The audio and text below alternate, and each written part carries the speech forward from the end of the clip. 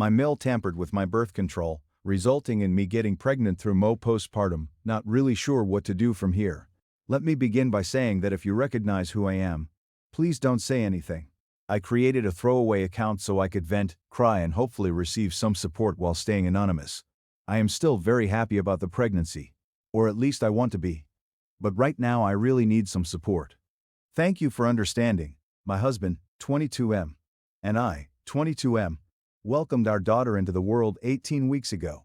She's a wonderful baby and honestly quite easy compared to many newborns. The only problem is that she isn't a son. My in-laws were completely fixated on the idea that we would have a boy, to the point that they denied she was a girl right up until she was born. Their reasoning was that the bloodline follows the father. If you don't have a son, then the family name dies out. Because daughters will marry men and carry on their husband's bloodline instead. According to them, girls don't really count. The day they visited us at the hospital, my in-laws immediately asked when we would start trying for another baby. We laughed it off at first, but my mother-in-law became more persistent, directly telling us that we needed to try for a boy within the next month or two. After that, the subject of us having another baby faded into occasional comments here and there. I didn't really mind ignoring them. We had already told them it wasn't happening, so I just let their remarks roll off my back. Around that same time, my MLL began coming over every day. For a few hours to watch the baby, so I could sleep. Sometimes she would also tidy up a little around the house for me. She would be there unsupervised anywhere from 1 to 4 hours at a time. Fast forward to the present. 2 days ago, my husband poured me a mixed drink. When I lifted the cup to my lips, I suddenly felt this wave of panic and paranoia. I immediately set the drink down and insisted that we take a pregnancy test. Sure enough, it came back positive. The next morning we took a digital test, and it was positive again. Based on my last menstrual period, I should have been about 6 weeks along.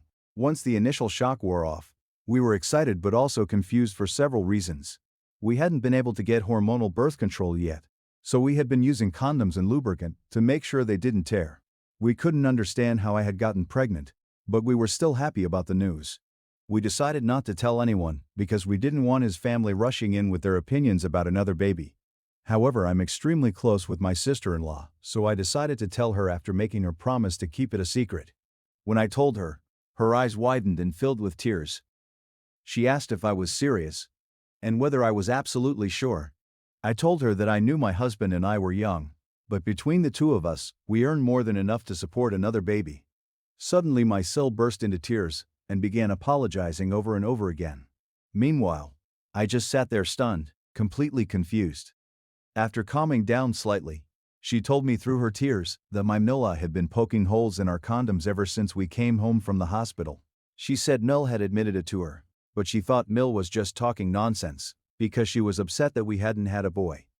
In that moment, everything suddenly made sense. That's why the condoms hadn't worked even though we had been careful with them. That's why she always insisted I go get some sleep whenever she was around. That's also what she was doing when she claimed to be cleaning my house, searching for our condoms, and she knew I wasn't on birth control because I had complained to her before about how my OB went on maternity leave and I couldn't find another doctor who accepted my insurance at the time. I'm so furious, I don't even know what to do. I want to drive straight to her house and confront her so badly that I can practically smell my tires burning on the asphalt. I'm also irrationally angry at my sil for not telling me sooner. How could she think it was a joke when Miel described exactly what she planned to do? Why didn't she warn me? I would have kept the condoms in my bedroom. I'm living with the fact that this pregnancy, which I'm happy about, wasn't my decision. It wasn't even an accident. It was the result of her interference because she didn't get the grandson she wanted. I don't even know how to handle this situation. Part of me wants to completely destroy everything, but at the same time, I still don't want his family knowing that I'm pregnant. I'm not even 12 weeks yet, so the risk of miscarriage still feels uncomfortably high. The only positive thing about all of this is that it snapped my husband out of his mother's influence so violently that he probably has emotional whiplash. Personally, this whole situation has taken some of the joy out of my pregnancy, so I'm trying hard to hold on to whatever happiness I still feel about it. If any of you have Irish twins or children very close in age, I would really appreciate hearing some positive experiences about that. Where do we go from here? ETA update. First, let me clarify something. I am 20 years old, not 18. I am 18 weeks postpartum, not 12. The number 12 refers to when conception would have occurred since I'm about 6 weeks pregnant based on my last menstrual period. Second, I truly don't care if you believe this story is fake. Honestly, I wish it were. If you don't have advice to offer, please take your judgment somewhere else. Now that that's cleared up, here's the update. Thank you all for your support and suggestions. Having a plan makes me feel much less panicked and overwhelmed. Unfortunately, what my Miel did isn't considered a crime where we live, so there won't be any jail time or legal charges. For now, the plan is no contact with Miel, for me, the baby and the baby I'm currently carrying. Once the truth becomes known. Before that happens, I want as much proof as possible that she did this. I've ordered a hidden camera, and I'm planning to buy new latex-free condoms while claiming I suddenly developed a latex allergy. Hopefully she will tamper with them again, and this time I'll have video evidence. Even if I can't use the footage to press charges, I want proof that she isn't safe to be around so she can't attempt to sue for grandparents' rights, especially if this baby turns out to be a boy. I've also decided that we are changing our family last name to something entirely different. I'm doing it out of pure pettiness. If she wants to obsess over this stupid family name so badly, then no one gets it anymore. As for my husband, he's ready and willing to support whatever decision I make.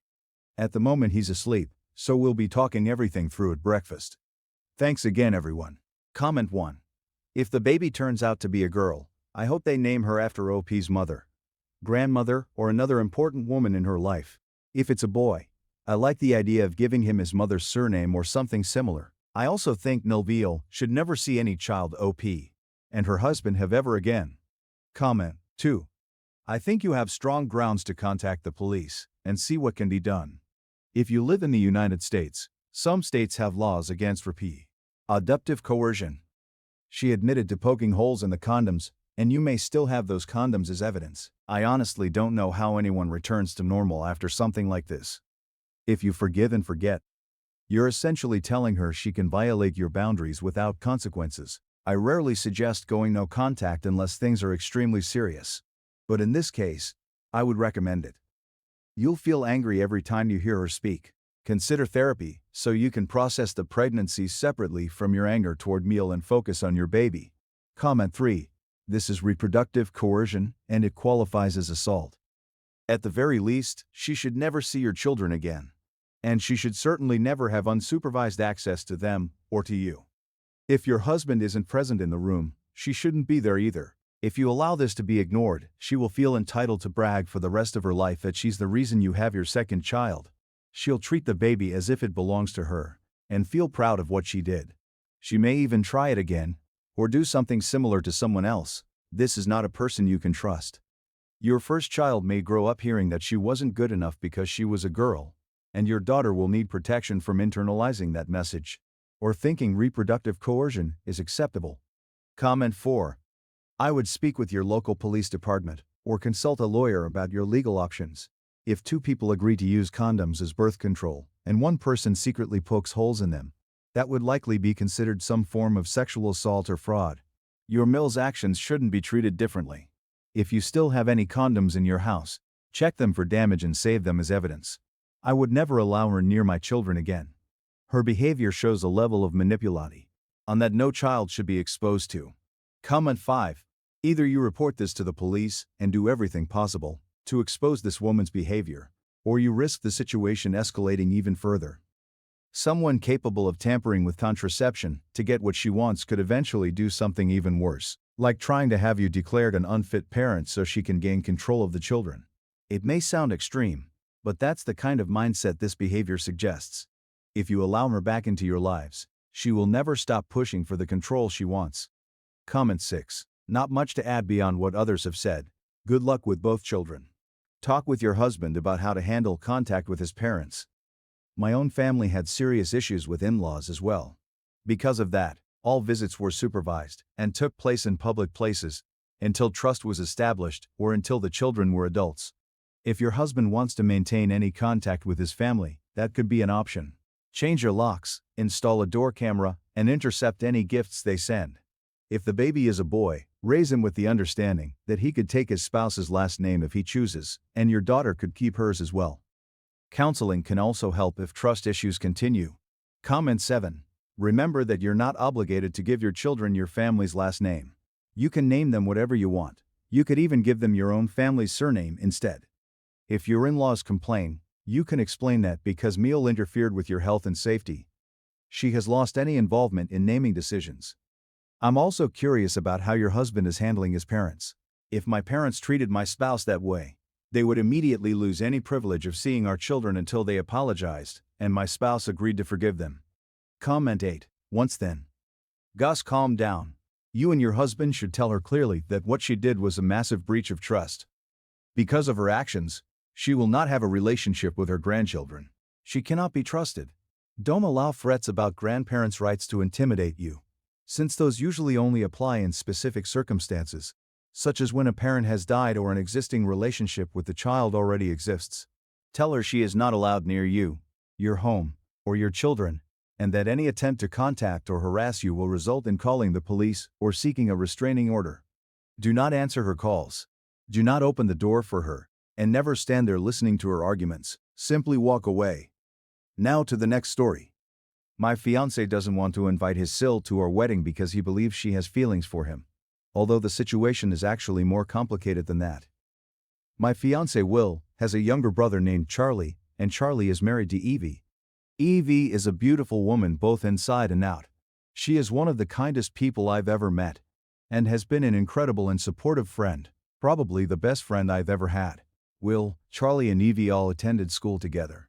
Charlie and Evie have been together for 20 years and married shortly after graduating from high school. Back when they were in school, Will and Evie went on a single date before she began dating Charlie. Will had been persistently asking her out, and she eventually agreed, partly in an attempt to make Charlie jealous because she had feelings for him but didn't think he felt the same way. Yes, I realize that sounds ridiculous, but Evie was only 13 at the time. She told me about that date fairly early in our relationship. She wanted me to know so I wouldn't think she had feelings for Will.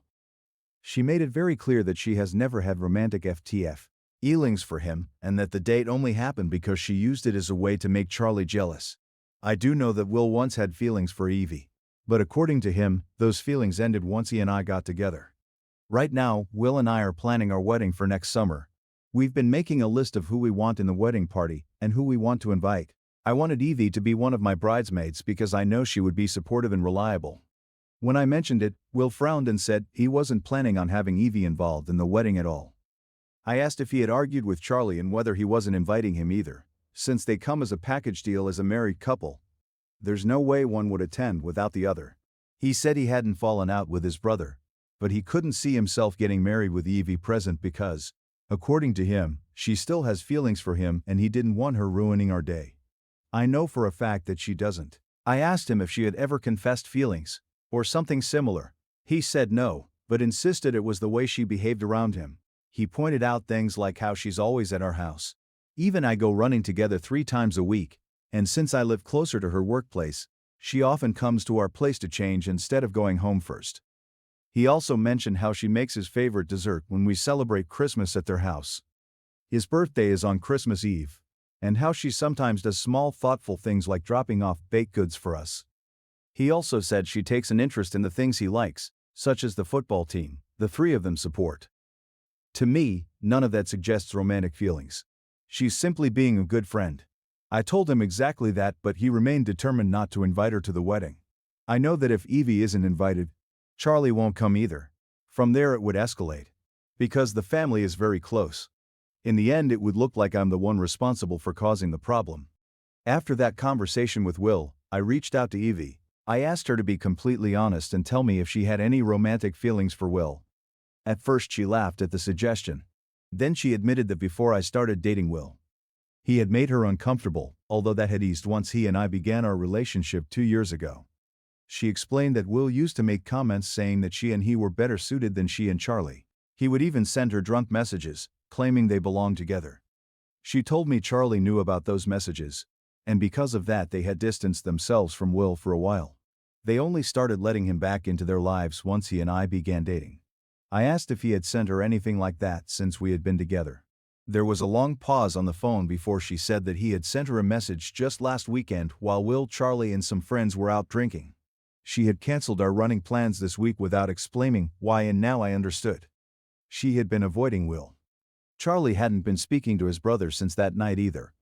She sent me the message Will had written to her, and it was extremely explicit. In it, he said he wished he were the father of her child. Evie is pregnant with their fourth, and not Charlie. He also wrote that he would be a better father than Charlie. He also wrote that he would be a better father than Charlie could ever be. Now I don't know what to do. I love Will, yet he insists Evie has feelings for him when she clearly does not. I believed he had moved on, but now he's sending her messages again. Is there anything I can do, or is the relationship already doomed? TLDR. My fiancé doesn't want his Sil invited to the wedding, but, 'cause he claims she has feelings for him. In reality, he still has feelings for him. In reality, he still has feelings for her and has started messaging her again, telling her he loves her, and that they belong together. Edit. Not that it makes anything better, but Will was 15 when that date happened. Evie is 6 months younger than Charlie, and will turn 34 next month. I've told Will that we need to talk when he returns from taking his mother to an appointment this morning. It's nothing serious. She just needs help getting new glasses, because she has mobility issues. I think he knows the conversation will be about Evie, because he asked if it was about her being in the wedding. I said yes, and he sighed before saying we would discuss it when he got back. I'm putting together a weekend bag so I can leave quickly if I need to. I also texted Evie and Charlie to let them know I plan to talk to Will about his behavior, because it needs to change, and he needs to accept that nothing will ever happen between him and Evie. Charlie replied wishing me luck and said their home is open to me if I need somewhere to stay. He also apologized for me having to deal with this, saying they shouldn't have ignored the situation for so long, while hoping it would simply go away. I know I should have addressed this earlier, after Evie first told me, but I tend to avoid confrontation and arguments whenever I can. Update. Will and I talked when he got back. I told him I knew about the message he sent to Evie over the weekend. He immediately denied it, saying she was imagining things, but quickly changed his tone when I began reading the message aloud to him. After that he started apologizing and claimed it had just been a moment of weakness. He said that while they were out drinking, Charlie had shown the group photos from their family vacation last month. Someone had commented that Evie was out of Charlie's league, and Thid had reminded Will that he had missed his chance with her years ago.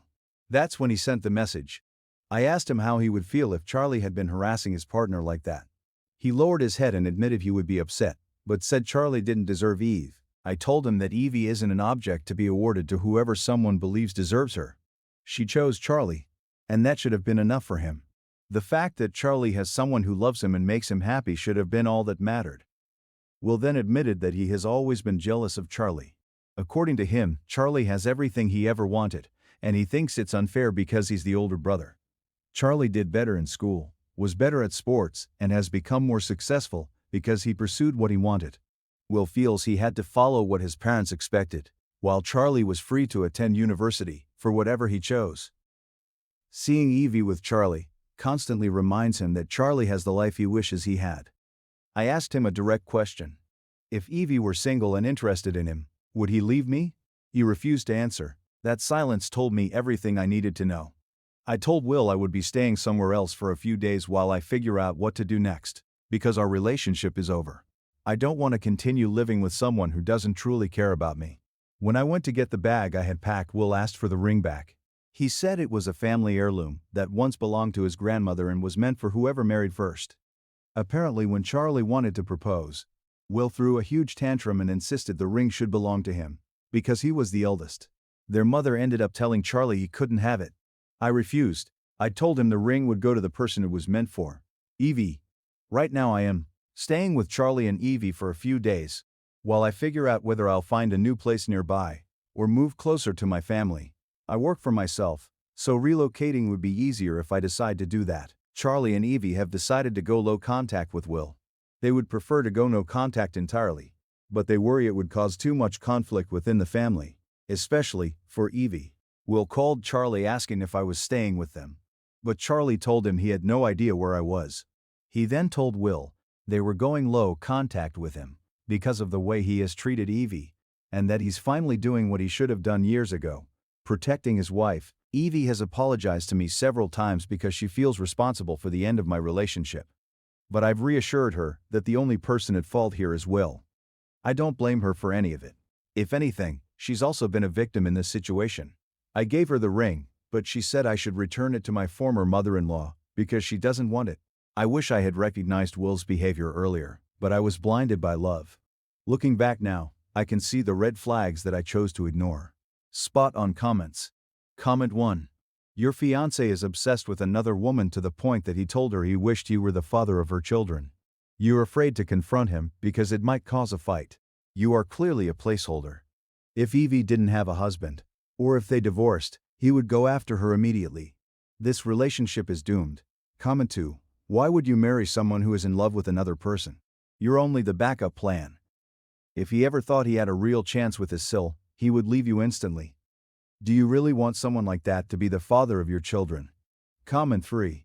You have two choices, and both come with consequences. First, you have two choices, and both come with consequences. First, you could marry him while knowing he loves someone else. Over time you would resent him, and possibly resent Evie as well, because she has what he truly wants. Even if you have good years together and start a family, you'll always know he might leave if he ever had a chance with her. The second option is to leave now, and choose yourself. Later in life you may be grateful you didn't settle for being someone's second choice. Comment 4. Please don't marry him. You deserve to be someone's first choice.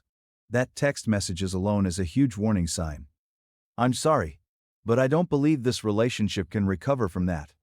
He's living in a fantasy.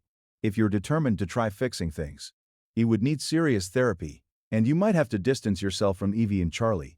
But honestly, ending the relationship would be the healthier decision. Comment 5. You've just discovered that you are about to marry someone who is obsessively focused on his own sister-in-law. This isn't something that can be fixed. Your fiancé kept you around because your relationship allowed him to reconnect with his brother and Evie. He's presenting himself as a good partner, but his behavior shows otherwise. Run. Comment 6.